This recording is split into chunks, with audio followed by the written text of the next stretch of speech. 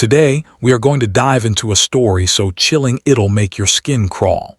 Is it really a good idea to travel alone late at night? In my opinion, absolutely not. Let's jump into the story and uncover a strange, unsettling encounter that took place in the dead of night. Stopping for gas in a deserted town at 3:00 a.m. is usually just a chore.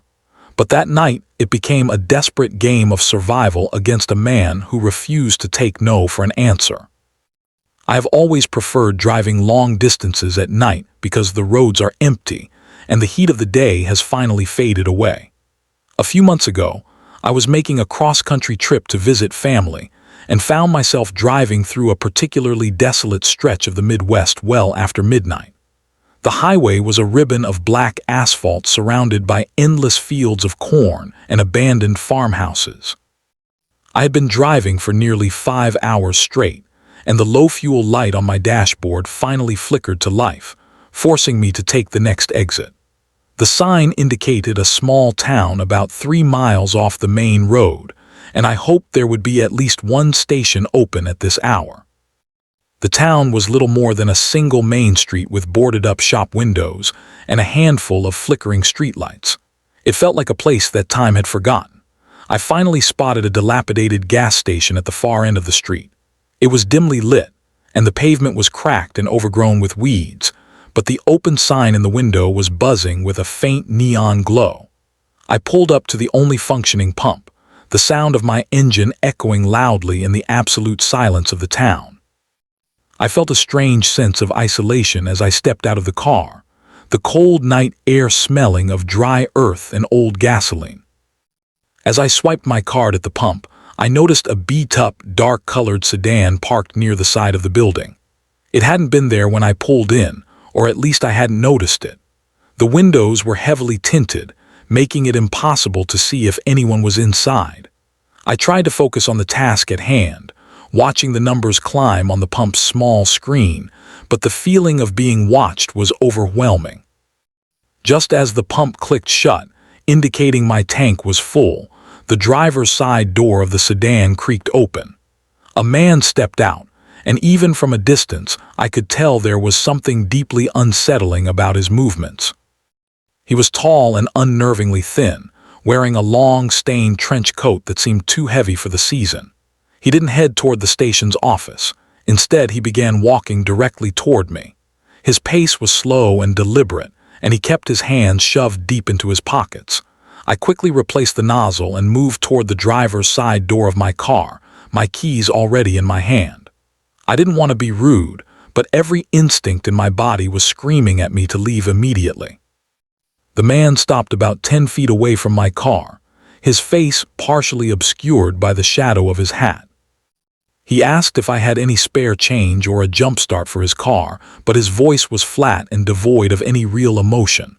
I told him I didn't have any cash and that I was in a hurry, but he didn't move. He just stood there, staring at me with an intensity that made my skin crawl. He then asked where I was heading, his questions becoming more personal and intrusive. I didn't answer. Instead, I got into my car and locked the doors. As I started the engine, the man stepped closer, reaching out as if to grab the door handle. I didn't wait to see what he would do next.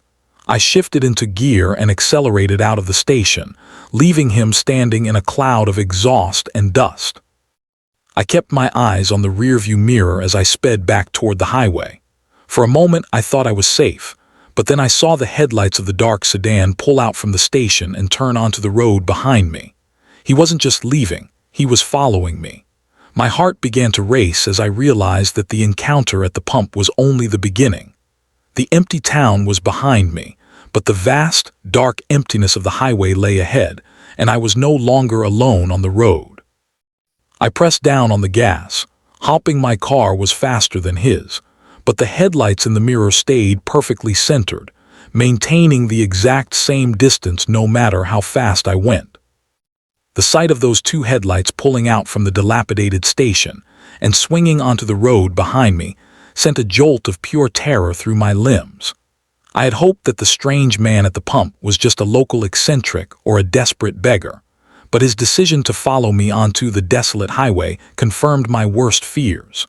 The road ahead was a straight, narrow line cutting through miles of dark farmland, with no other cars or buildings in sight to offer a potential refuge. I gripped the steering wheel so hard my knuckles turned white, my eyes darting between the darkness of the road ahead and the persistent glow in my rearview mirror.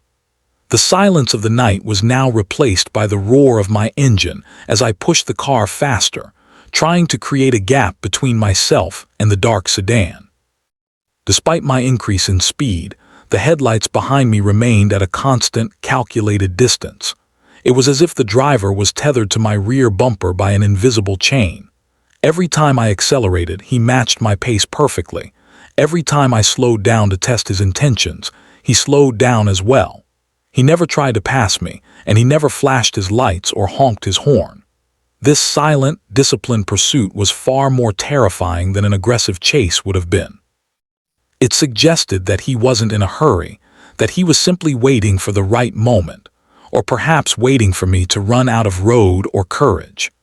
The psychological pressure of being hunted in the middle of nowhere began to wear me down, making every shadow on the side of the road look like an ambush.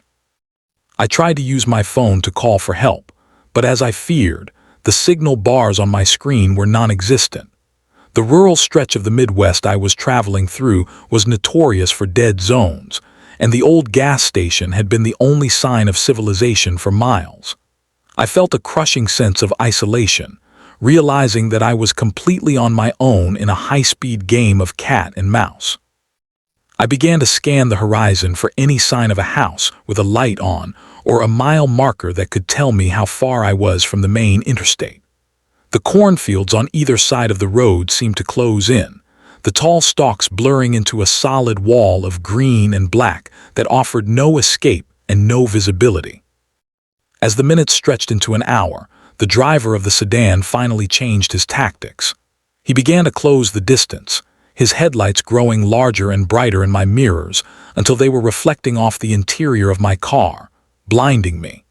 I could no longer see the road clearly, and the glare made it impossible to distinguish any details of the car or the person behind the wheel.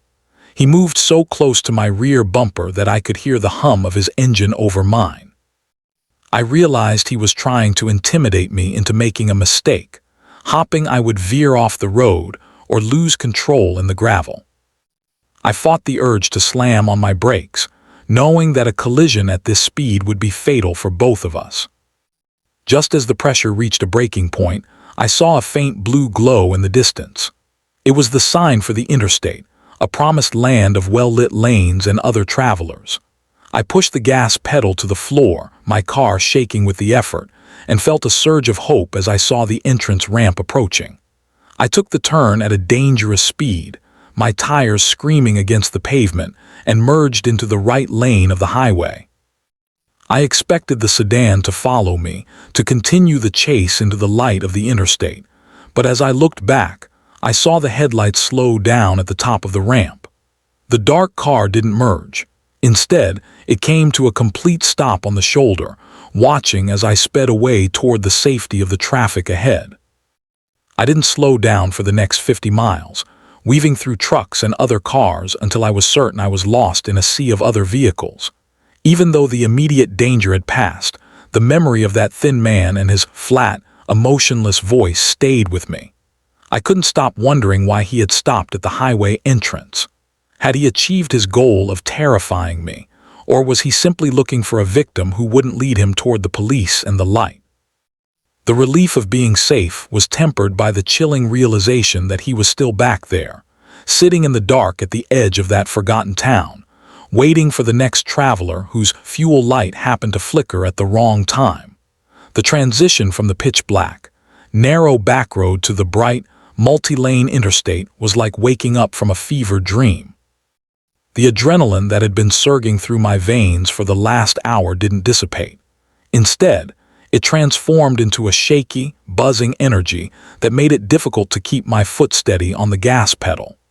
I merged into the flow of late-night semi-trucks and travelers, my eyes constantly flicking to the rearview mirror, half expecting to see those two aggressive headlights reappear at any moment. But the dark sedan remained a motionless silhouette at the top of the entrance ramp, its lights eventually fading into the distance as I put miles of highway between us. Even with the presence of other people and the safety of the highway patrol, the silence of my car felt heavy with the memory of that flat, emotionless voice asking me where I was headed. For the next several hours, I drove in a state of hyper-awareness, refusing to stop for food, water, or even a bathroom break. Every time a dark car approached from behind, my grip on the steering wheel tightened until my hands cramped. I kept imagining the man in the long, stained trench coat, wondering how many other people had pulled into that dilapidated station only to find him waiting by the side of the building. The more I thought about it, the more I realized that he hadn't just been looking for money or a jump start. The way he had followed me with such disciplined, calculated precision suggested a level of predatory intent that was far more organized than a random act of desperation. He hadn't been trying to catch me. He had been waiting for me to fail. I finally reached my destination as the sun began to rise, the orange light reflecting off the skyscrapers of the city and making the events of the night feel like a distant, impossible nightmare. But as I pulled into my family's driveway and turned off the engine, the silence of the morning was broken by a soft notification on my phone. My service had finally returned, and a flood of delayed messages and alerts popped up on the screen. Among them was a news alert from the region I had just passed through, warning travelers about a string of disappearances linked to unauthorized stops along that specific stretch of highway. There were no photos of a suspect, only a description of a dark sedan, and a warning that the local authorities were investigating a series of abandoned vehicles found near the wooded outskirts of that forgotten town. The realization hit me like a physical blow. The man at the pump hadn't been a solitary threat. He was part of a landscape that had been swallowing people whole for months. I thought back to the way he had stopped at the entrance to the interstate. It wasn't because he was afraid of the light or the traffic. It was because his territory ended there. He was a guardian of that desolate exit, a predator who knew exactly where the law began and where it ended. I had escaped not because I was faster or smarter, but because I had reached the border of his world before he could find a way to stop me. The fuel light that had forced me to take that exit had been a death sentence for others, and I was simply the one who got away. I spent the rest of my trip in a daze, unable to fully engage with my family or enjoy the visit. Every time I looked at a map or saw a sign for a gas station, I felt a wave of nausea. I eventually made the return trip, but I took a route that stayed strictly on major interstates, even if it added 6 hours to the journey. I refused to drive after dark, staying in well-lit, populated hotels and only fueling up in the middle of the day at busy truck stops. The freedom of the night road, which I had once cherished for its peace and solitude, was gone forever, replaced by the knowledge that there are places in the heart of the country where the open sign is nothing more than a lure. To this day, I never let my gas tank fall below half a charge, and I never take an exit that doesn't have a visible modern chain station nearby. I still see that thin man in my dreams sometimes, standing in the shadow of his hat, his hands deep in his pockets, waiting for the sound of an engine to break the silence of his town. I wonder if he's still there, watching the highway from the shoulder of that ramp, waiting for the next traveler to ignore their intuition and pull off into the dark. I am safe now, but I know that the darkness of the Midwest is vast, and for every person who makes it to the light of the interstate, there is another who is still out there, lost in the silence of the cornfields.